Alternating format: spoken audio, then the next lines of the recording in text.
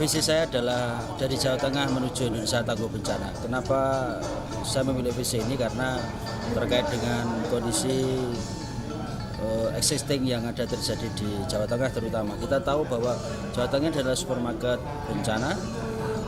Hampir semua jenis bencana ada di sana dan itu berpengaruh pada investasi pembangunan yang ada di Jawa Tengah terutama.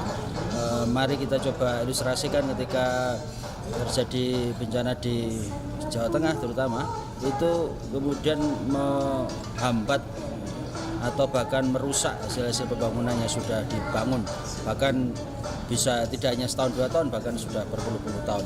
Nah, oleh karena itu menjadi sebuah investasi penting ketika kita bicara soal pengurangan risiko bencana. Oleh karena itu misi kami adalah bagaimana ada integrasi rencana pembangunan provinsi maupun nasional yang berperspektif pada pengurangan risiko bencana atau disaster risk reduction.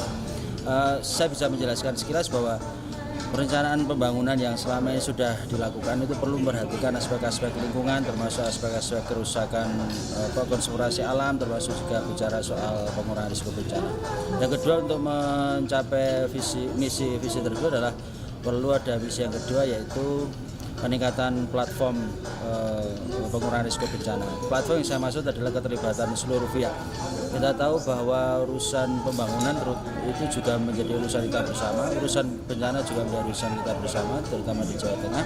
Oleh karena itu para seluruh masyarakat, platform ini harus kita libatkan dari mulai masyarakat sendiri, pemerintah, dunia usaha, akademisi dan sebagainya. Nah, penguatan ini perlu sehingga kemudian seluruh aspek-aspek yang terkait dengan pembangunan di Jawa Tengah itu mendapatkan concern dan menjadi perhatian platform-platform ini.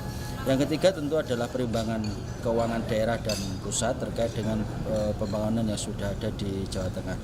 Saya menelisik bahwa selama ini berbicara soal pengurangan risiko bencana yang berbasis juga dengan kelestarian lingkungan hidup itu memang masih jarang sekali mendapatkan porsi yang maksimal.